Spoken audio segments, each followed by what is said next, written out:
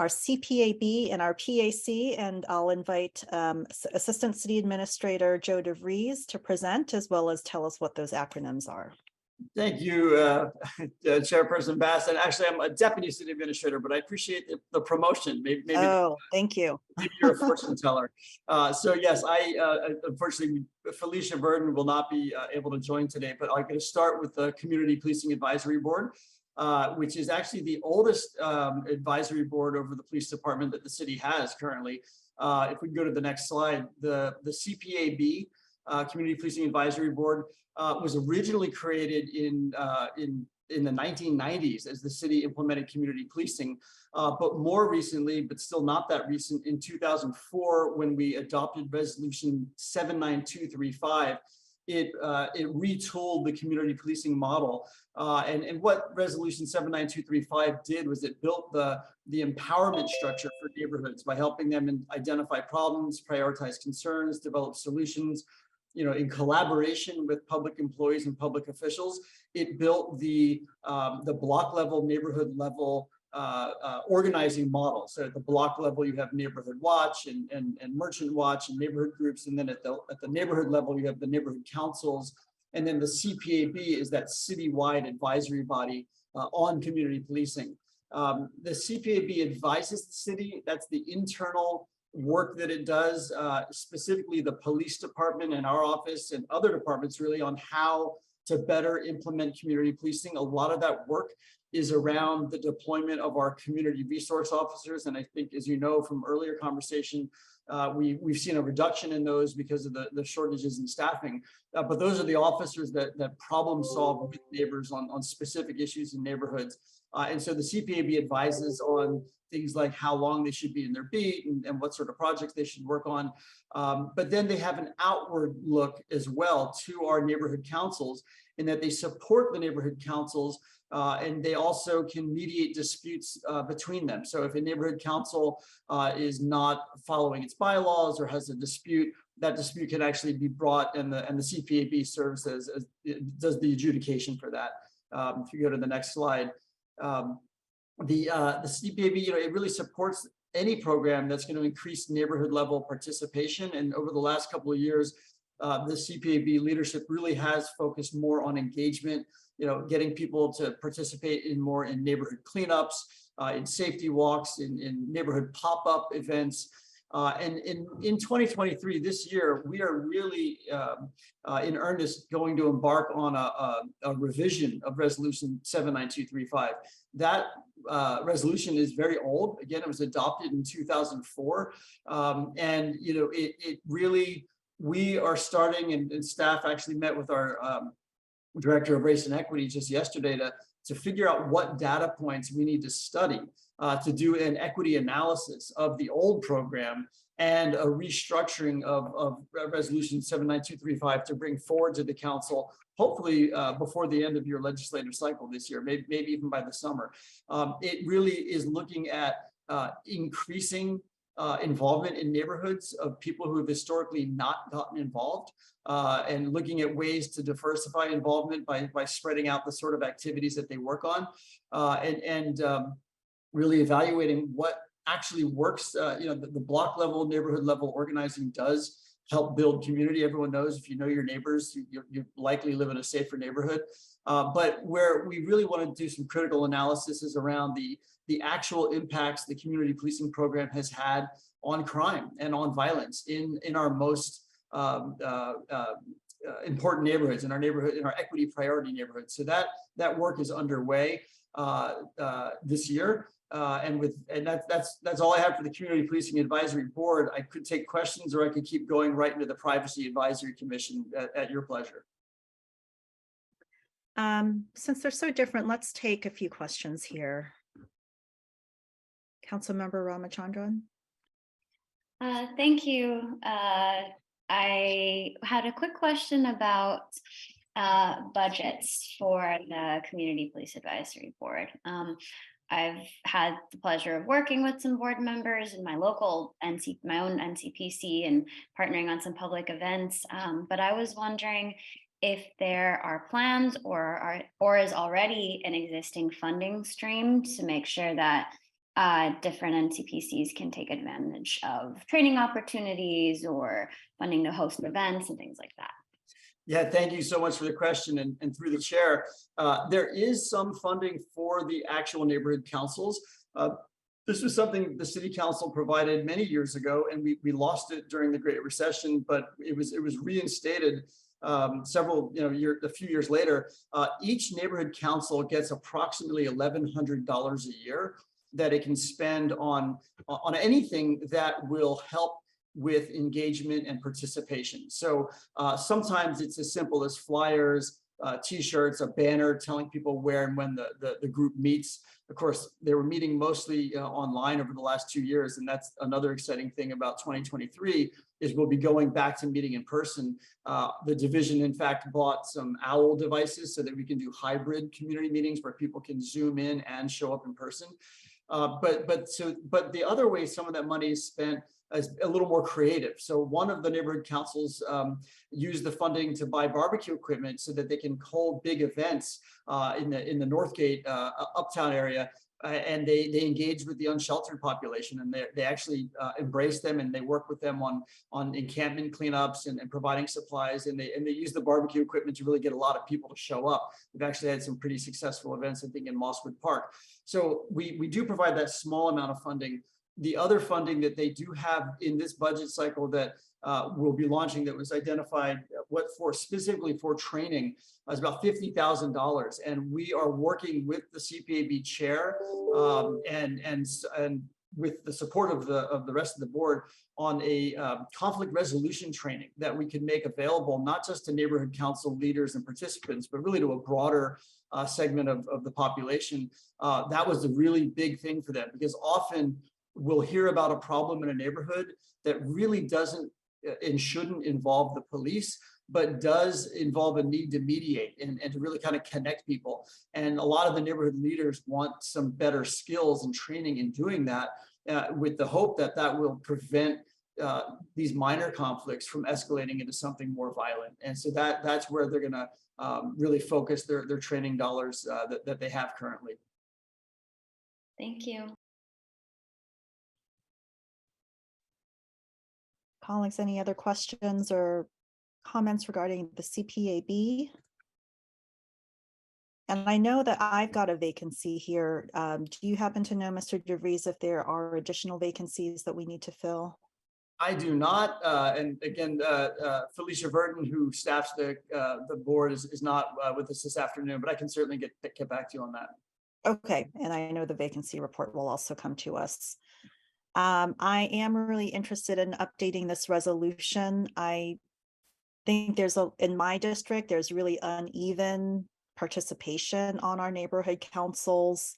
They're all very different, and to the extent that we can have some of them really engage, maybe highlight some that work really well, I think that would be good to really maximize engagement at the block level, as well as coordination with our departments. Yeah. Okay. Council President Ambassador, absolutely right. I think you're not alone. In every district, you'll find some very active neighborhood councils that have diversified what they do. And then you'll find some councils that are in need of a little updating. And one of the questions, the hard questions we have to ask ourselves is this the right model to inspire that level of engagement? And that's why the equity analysis is so important. You know, we have heard over the years, and we're taking it seriously, that for example, in East Oakland, many councils would meet at the Eastmont Police Station, and we would hear from a lot of people that they just aren't interested in going to a meeting at the police department because of a lot of the implications of that. So that's an example of where we might want to rethink how we do it. Also, you know, night meetings versus engaging, early in the morning as parents drop their kids off at school. That's another engagement opportunity that we're exploring. And so, to your point, there's a lot of work to be done. Yeah. That's really good to hear. I'm really glad that there's openness to the question of whether this is the right model. Okay, let's move on to the Privacy Advisory Commission. All right. So the Privacy Advisory Commission, which Felicia and I staff together, and I serve actually as the Chief Privacy Officer for now, is the first Privacy Advisory Commission in our nation. We're kind of proud of that. We created it in 2016 after a significant debate or public debate about a surveillance system that the city was building out for port security, and was receiving Department of Homeland Security money right at the time that the Edward Snowden case broke. That process around that domain awareness center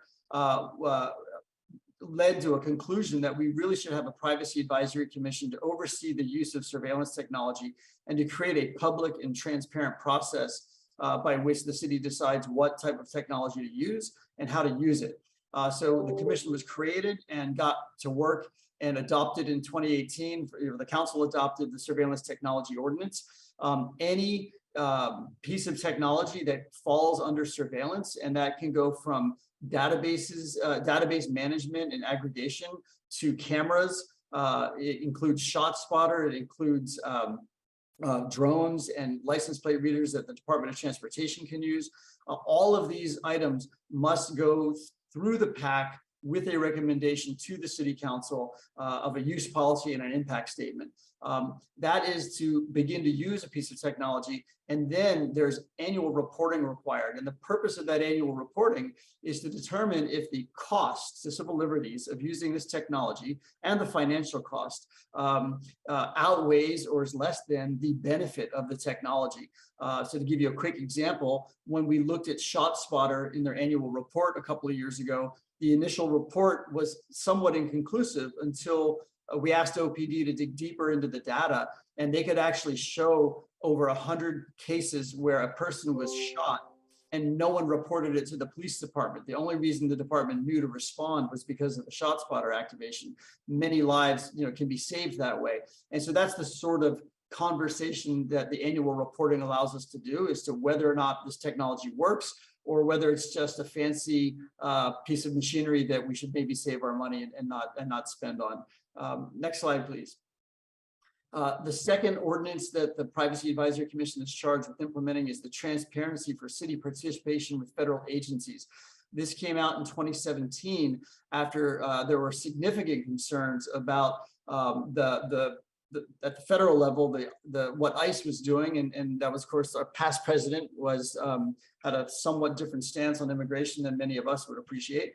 And so we made sure to sever ties with ICE, but the council also adopted the resolution to say that any MOU with a federal law enforcement partner should be reviewed by the Privacy Commission to ensure that our policies and our desire to protect people's privacy are being abided by our department when we do partner with federal agencies. And so they both get the MOU and they receive annual reports and help in the drafting of those.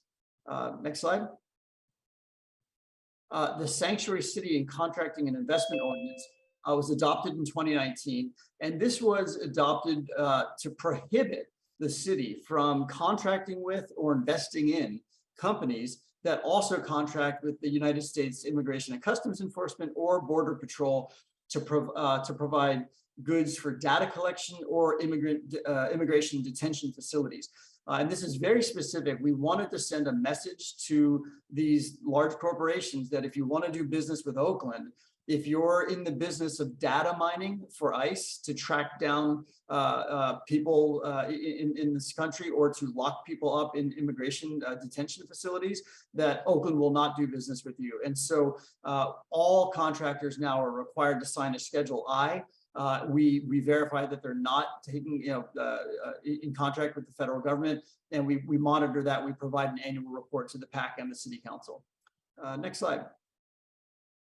Last but not least, the privacy principles. This is not an ordinance, but a resolution that the City Council adopted in March of 2020, establishing a set of 7 privacy principles to assist departments in developing and implementing their internal policies to protect privacy.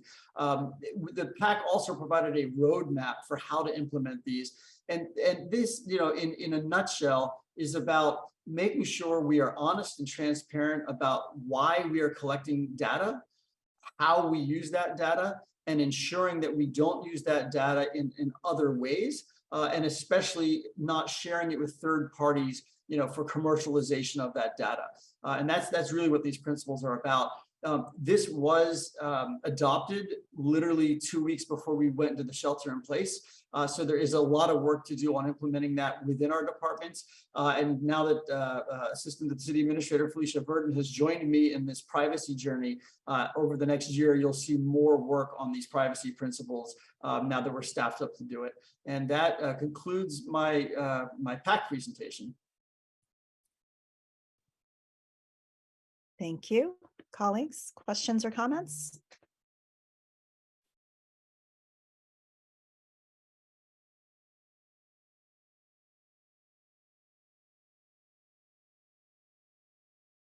Okay. Okay, you're getting off easy relative to the very lengthy discussions we had earlier. Yes. And Council President Baz, I was asked to also cover these next few slides since I'm already here and I do a lot of interdepartmental work, as you know. A few of these I'm not directly involved in, but I'll do my best. So if we could get the next slide. We wanted to talk about some of the interdepartmental coordination that goes on around public safety. And I think you heard about a lot of this from my colleagues who presented earlier, but certainly the IG's office, coordinates with DVP on community engagement strategies, including town nights, which you heard about earlier in the morning, coordinating on policy and analysis development and getting community feedback on that analysis. And they do conduct monthly coordination meetings. So just the slide is just kind of highlighting that does happen. The IG also coordinates with the fire department. They're looking closely at macro management and how that works. In terms of providing the community with the right information about the services, about the jurisdiction. These interactions really help the OIG identify potential gaps in policy or data. So that is happening as well. Next slide. The IG also coordinates, of course, with OPD. And again, this is probably information you heard earlier, but they're fostering that relationship with the ceasefire program in hopes of data transparency on a larger scale. They're working with CIPRA, the Community Policing Review Agency, and the Oakland Police Commission, and they're in regular communications with the Bureau of Risk Management and Bureau of Services. I think you heard a lot of this earlier, so I'm just kind of lifting this up, that there is a lot of this interdepartmental work. Next slide, please. DVP and OPD obviously are coordinating on ceasefire, in direct communication. You all know that DVP provides life coaching and violence interruption and temporary emergency relocation services. They're gathering data, providing technical assistance, and then of course their homicide response. DVP is on call 24/7 to assist at crime scenes and to help families, when that tragedy does strike. I think that was it. Oh, sorry. Was there another slide? I can't recall. I'm sorry. Collaborating with OPD, with their victim liaison, to coordinate provisions, and then DVP, OPD, and OUSD do coordinate the right level of response when there's a conflict on a school campus. Of course, that's highly sensitive territory, and there's a lot of capacity building and training going on. And one slide that's not in here, I wanted to just quickly shift from a law enforcement public safety coordination to wildfires. Many of you know, we also have I'm sorry, I forgot about the macro slide. DVP and the fire department obviously coordinate on macro. They're to make sure that when they need to, they can carry out joint incident responses and really just raising community awareness. And the last thing I was going to say in regard to the fire department is we have a wildfire prevention working group that also includes several departments: transportation, planning, public works, in partnership with the fire department to prevent wildfires, which is a different type of public safety concern, but certainly a real one for anyone who lives in the high fire severity zone. And I believe that is it.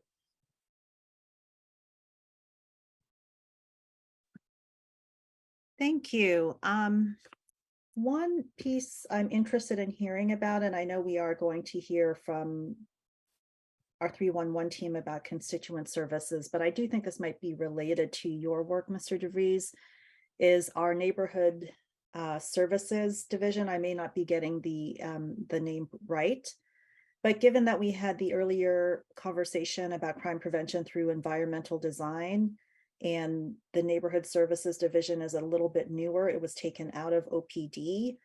How can we make sure that we're responsive to constituents, whether it's residents or businesses, around CPTED walks or evaluations? I think there's a little confusion in terms of how we move forward with that and request it. Yes, and we are going to present in more detail on the Neighborhood Services Division on day 4. But since it did come up earlier and I wasn't sure if I should to weigh in or not, the Neighborhood Services Division has been around for quite some time, since 2004, when we adopted 79235. At that time, they were put under the CAO's management, and then about 7 or 8 years later, they were moved back to OPD. And then, to your point, we moved them back into the city administrator's office because we recognize in our efforts to reimagine public safety that a neighborhood service coordinator, usually the police department, is one of the last departments they need to solve a problem. You know, it starts with public works, with illegal dumping, or OPDOT, you know, with the abandoned car. And so, but we've held on to that basic ability to train a neighborhood on safety. And so, to that point, we have 2 police service technicians that do CPTED analysis. Anyone can request one, and they'll get it on their calendar, and they'll do it. And we do have this partnership now. I know that the Councilmember Fife had raised an issue about businesses getting a CPTED and getting a recommendation, and then the city saying no. Please send those to me, certainly to flag, because we're actually working directly with DOT on this barrier concept for some of these businesses. And we have an active one we're looking at right now. So I think it exists. We're in the process of updating and revamping the neighborhood services website, so that'll be a little bit more prominent, and that may help. But certainly if you hear of a business or a neighborhood that wants to do a safety walk, we'll get that done. And those recommendations, we'll make sure that the departments hear them and that they prioritize them to the best of their ability, because these are recommendations coming from the community. Thank you. So there are currently 2 police techs who do this work. I think I know one of them. And the proper channel for making that request from council offices is to whom? You request it to me, or you could reach out directly to the 2 neighborhood services supervisors, Angela Moore and Arena Richards. Angela covers North and West Oakland, and Arena covers Central and East Oakland. And again, I'll talk more about neighborhood services on day 4, but the 2 PSDs report to them. There is another PSD in the police department that also is very trained in CPTED analyses. We sometimes bring him in because he actually has a higher level of certification, so he can write much more elaborate CPTEDs. But those are actually costly, and they're very, very highly detailed. Whereas the one our division handles are free, and they're a little bit easier to implement. Okay, that's very helpful. I think that's probably of interest among the council members, and it might be helpful to have an informational memo or something just to memorialize that and make sure our staff is also aware. Thank you. Thank you.